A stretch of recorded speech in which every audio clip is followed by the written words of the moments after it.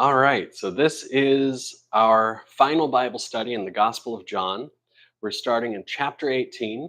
Welcome to the Wednesday night Tarpey Village Church of Christ Bible study.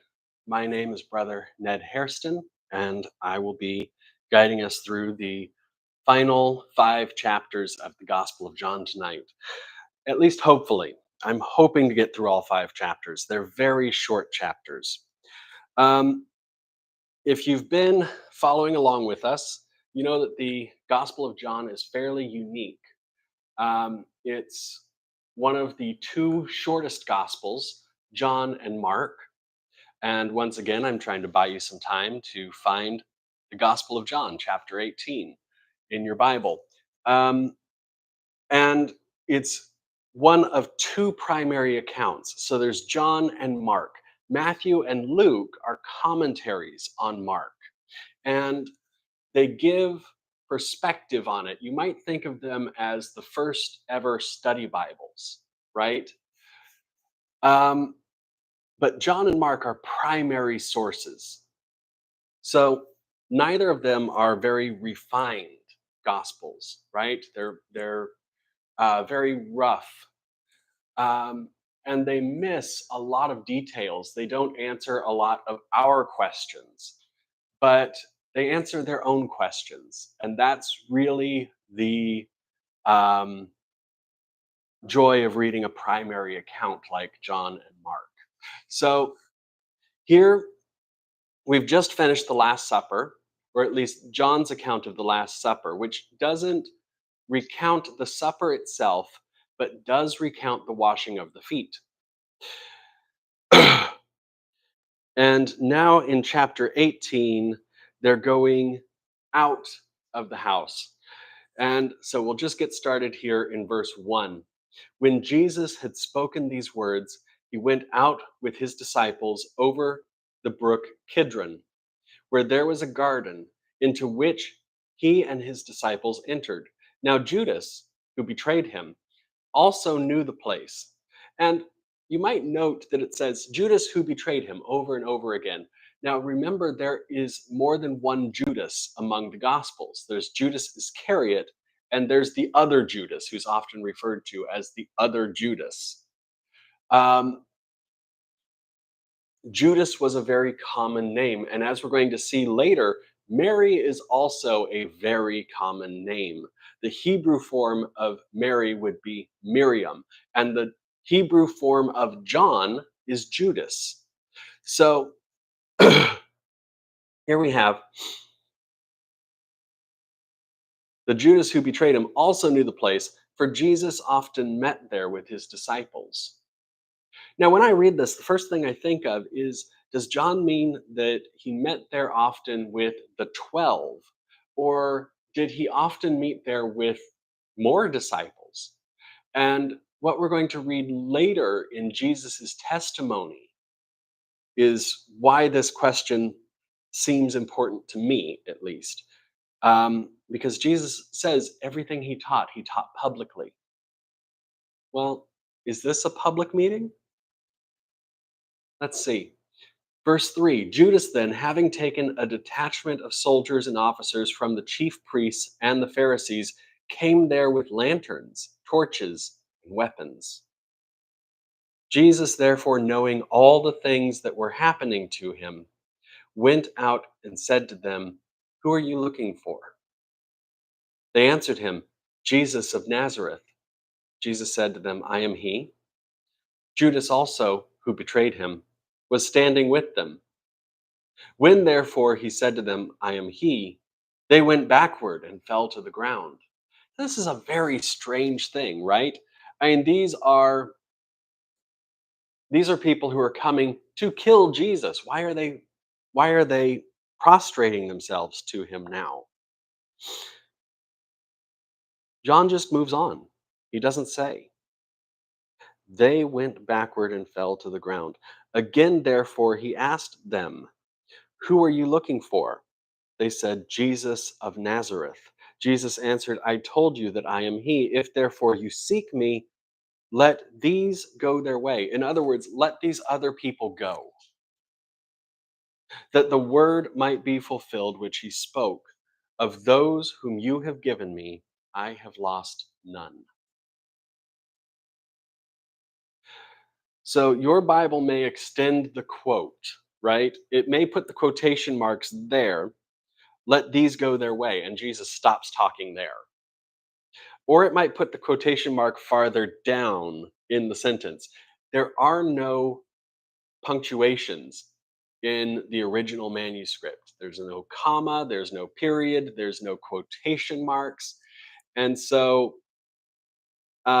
it's not entirely clear if Jesus said that the word might be fulfilled. He probably didn't. I mean, he's talking to the people who are out to murder him. He's not going to ask them to do this on the basis of prophecy. He just says, "I'm he, let these other innocent people go."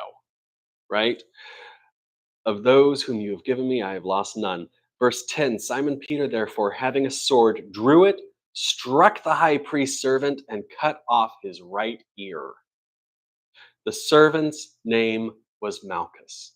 Now, if you're comparing gospels here, you'll notice not all the gospels name who this servant was. John does, but Luke's gospel, I believe, is the only one where Jesus heals the ear. So he doesn't in this gospel. You might notice that here. He doesn't heal the ear. And that only one of the gospels records it means that it might be um, more symbolic than literal. You know, it might not have literally happened. We don't have multiple witnesses to this. So Jesus therefore said to Peter, put the sword into its sheath. Now, the other thing I want you to notice, John's the one that knows the servant's name, right? This isn't recorded in every gospel, but it is recorded in John. John is making a claim to some insider knowledge here, right? And we'll see later that John also knows the high priest. So John is setting himself up as being somewhat well connected. You know, he knows the ins and outs of these different groups that we're seeing interacting now. So Jesus therefore said to Peter, put the sword into its sheath. The cup which the Father has given me, shall I not surely drink it? This too is different from the other gospel accounts. So here, Jesus is saying that he is willing to go with them. But in the other gospels, he tells Peter, those who live by the sword will die by it. And in those gospels, that is the prophecy of Peter's death. This gospel records the prophecy of Peter's death differently. So in this, it establishes something different that's significant about this event. And it's beautiful to see this in the Gospel of John, that John considers the significance of events differently than Mark, and because Mark, Matthew, and Luke. Um, so you might consider why this event is here. Why is it significant in the life of Christ? And why does it differ from the other Gospels? It's not that the apostles are remembering it differently, but what they think is important about the event is different. And we'll see that there is definitely there's a comparison being made between John and Peter. And I think just like Peter and Paul, John and Peter had very different opinions on how to organize the church, what was required of Christians. Their gospels were very different. Um, and so this is part of that push and pull between John and Peter.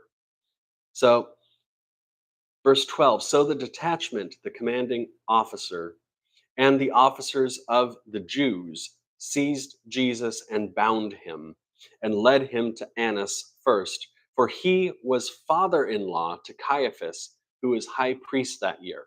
So remember, this is our last time going through this, but the Jews is used by John as a shorthand for all the different groups, whether they're Judeans, whether they are, and he doesn't typically group Samaritans with the Jews, but it represents all these different groups and their different beliefs, and usually even their different backgrounds, right? So these these ones here are clearly the Sanhedrin, right? These aren't Pharisees, these are the Sanhedrin because they're associated with the temple. Um, the Sanhedrin. The excuse me. These are the Sadducees, not the Pharisees, because of their close association with the temple. The Pharisees are the group that is closely associated with the synagogues. Um, but there's more groups than that, right? We have the Zealots. The Zealots are those that want to overthrow Rome and return Israel to being independent. And then you have the Hellenistic Jews, those who take on more of Roman culture and may even worship Roman gods. And they are still Jewish, but they're also very Roman in their culture. And so these would be like the tax collectors in Jesus's time. They would probably all be Hellenistic Jews.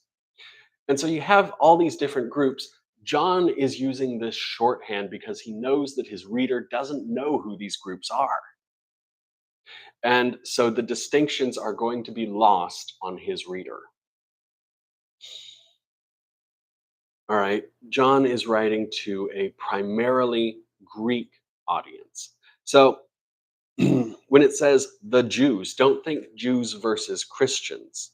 Just think that it is something that lacks subtlety. They seized Jesus and bound him and led him to Annas first, for he was father in law to Caiaphas. Now, Caiaphas is the high priest, not that was the proper high priest appointed um, legitimately, through the line of Aaron by the commandments of God, the high priest that the Jewish people would have considered legitimate. You know, Caiaphas instead is the high priest appointed by Rome, and he has power because of the Roman emperor. So the Roman emperor appointed Caiaphas and can dismiss Caiaphas. So he is there as a figurehead of Roman power, of Roman authority. He does not represent legitimately the will of God. And that is the perception of the Jewish people at the time of Jesus, which is why they often would say it's the year of this high priest and this high priest. In other words, the fake Roman high priest and the real high priest who's not allowed to be the high priest because of politics. All right. So he's taken to the father in law of Caiaphas, who was high priest that year. Now, it was Caiaphas who advised the Jews that it was expedient that one man should perish for the people. And you might notice this logic is the logic of zealots, right? There are the zealots who are going about trying to stir up revolt. And Caiaphas says, you know what? If we turn Jesus over as a zealot, then the Romans will see that we're doing everything we can to put down any revolt, and they won't come take our kingdom away. Eventually, and literally 100 years after this, that's exactly what happens. All right, there's another revolt, the Bar Kokhba revolt, and they lose. They lose the kingdom. It becomes a Roman province, and all of the Jews are kicked out of Jerusalem forever.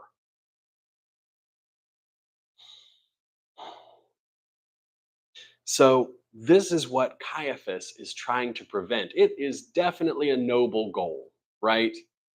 He is trying to prevent them from losing their kingdom, from losing their temple, from losing everything of their culture that they hold dear. Their entire way of life, really. Their entire way of life, really.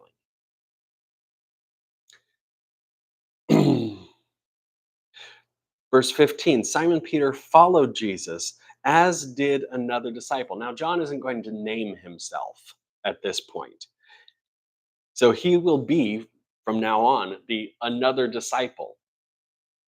Now, that disciple was known to the high priest and entered in with Jesus into the court of the high priest. But Peter was standing at the door outside. So, this is how we have two witnesses to this event, right? We have John and we have Peter. It's important that we have two witnesses.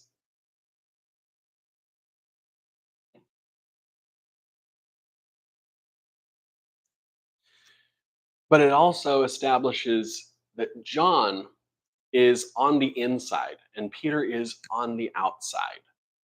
In other words, John has access to information that Peter doesn't, and all of the other disciples have been scattered. These are the only two witnesses we have.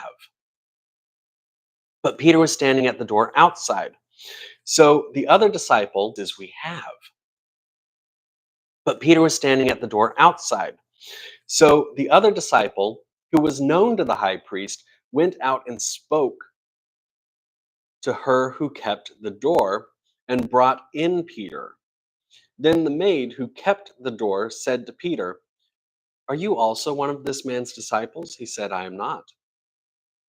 Now the servants and the officers were standing there, having made a fire of coals, for it was cold. They were warming themselves. Peter was with them, standing and warming himself. The high priest therefore asked Jesus about his disciples and about his teaching. Jesus answered him, "I spoke openly to the world. I always taught in synagogues and in the temple, where the Jews always meet. I said nothing in secret. Why do you ask me? Ask those who have heard me what I said to them. Behold, they know the things which I said." When he said this, one of the officers standing by slapped Jesus with his hand, saying, "Do you answer the high priest like that?" Jesus answered him, "If I have spoken evil, testify of the evil, but if I have spoken well, why do you beat me?"